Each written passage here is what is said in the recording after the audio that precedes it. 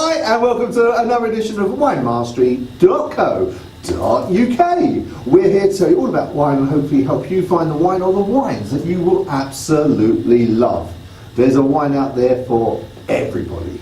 So John, we're going to, if you've seen the introduction you already know this, but for those of you who skipped straight to part one, what are we going to talk about? Roses! Hey! Hey! Well, with our beautiful English summer, I thought why not have a look at some roses, some different roses. So we've gone for three. We've gone for a Portuguese, an Australian and a Spanish this time, and we're going to start off with the Portuguese. Okay, so for before those, if people haven't seen the episode where we did the rosés, which I think was a fair few episodes ago, It will have been a while back. in terms of the difference between white, rosé and red, how do they get rosé? What's different about it from white or red?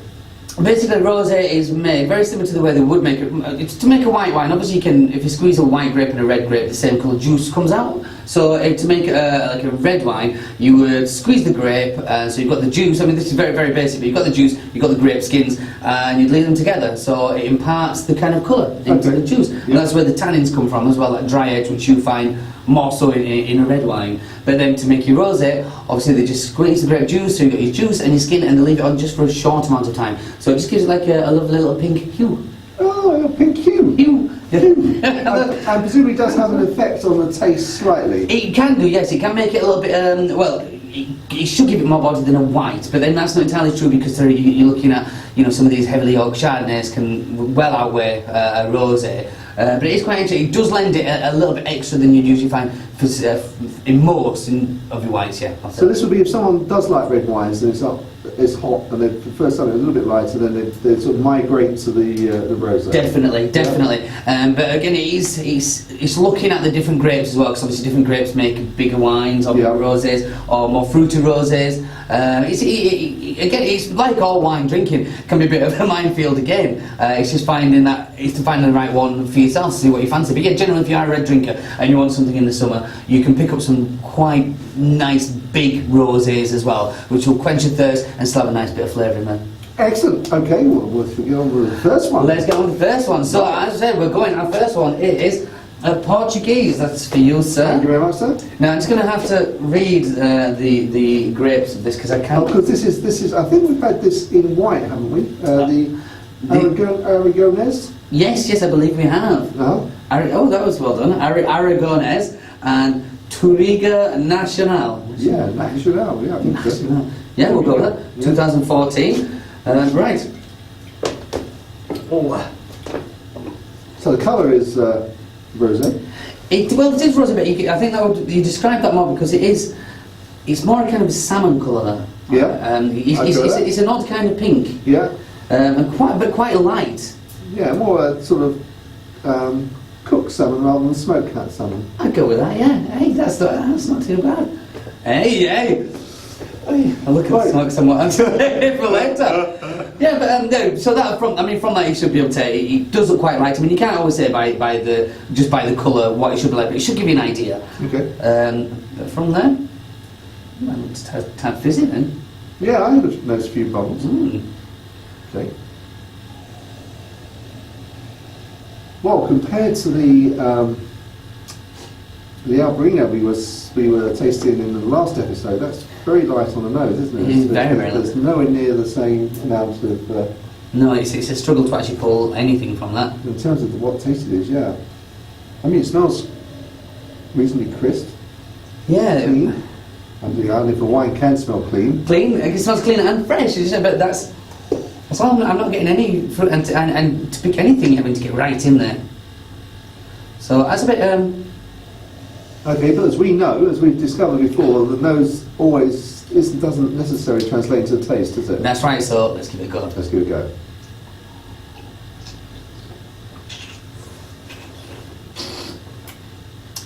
Well, fortunately, there's a lot more taste than there was nose.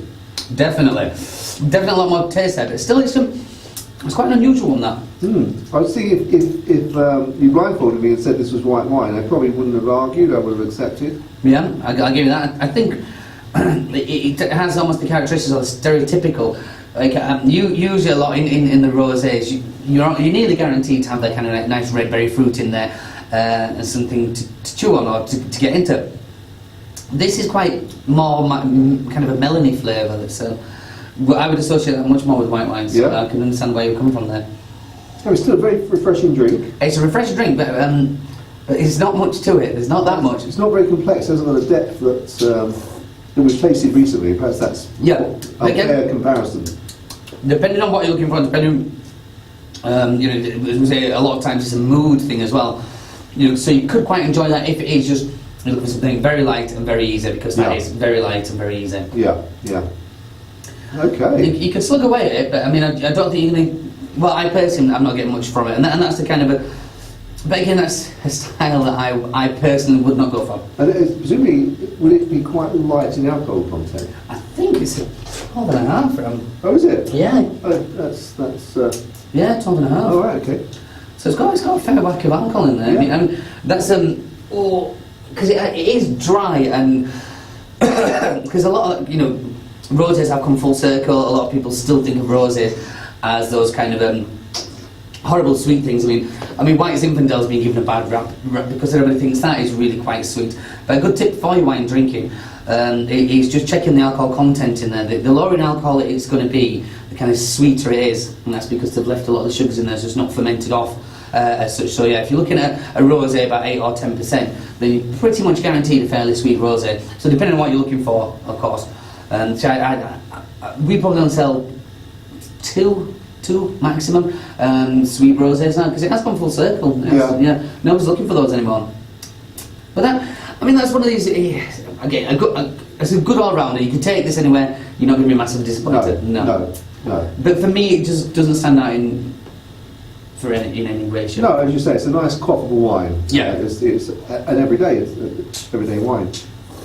You can quite enjoy, as you say, quaffing with friends, but it's not something that you would do. No, and I think just because it doesn't have much there, I think you kind of suck this too fast, because I'm trying to find something. Yeah. I'm trying to find something in this. It's a good excuse, John.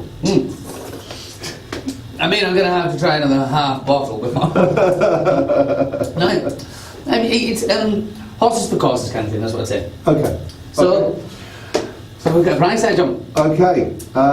Well, I'm going to guess because it hasn't got the intense character that we've tasted before. You wine talk, I'll let you keep talking. I'm guessing it's going to be at the lower end of the scale. I think this is probably a wine that's probably sort of, inverted commas, not being root trip, but mass produced, volume produced, perhaps would be a better way of putting it. So therefore, will be at the lower end. I'm going to put this at $8.99.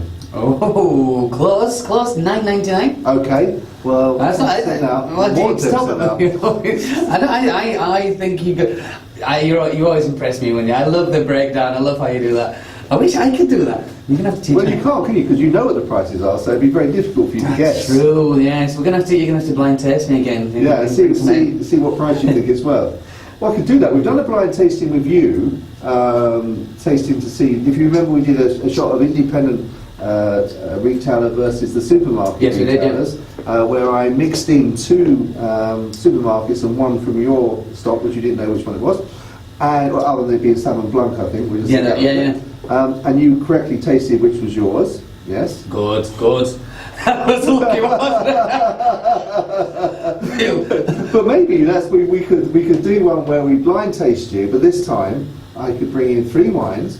Maybe to make it really difficult, well, we can do exactly the same. I'll bring in two wines that are not from your shop. Yeah. So you can try and guess the price. Okay. And one from you, and that'd be more difficult. It would be very difficult. You'd have to see me nicking it off the shelf.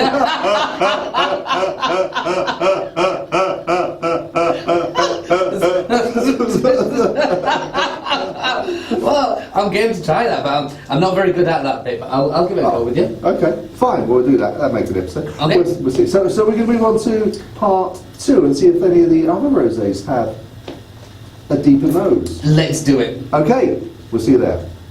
Chin chin.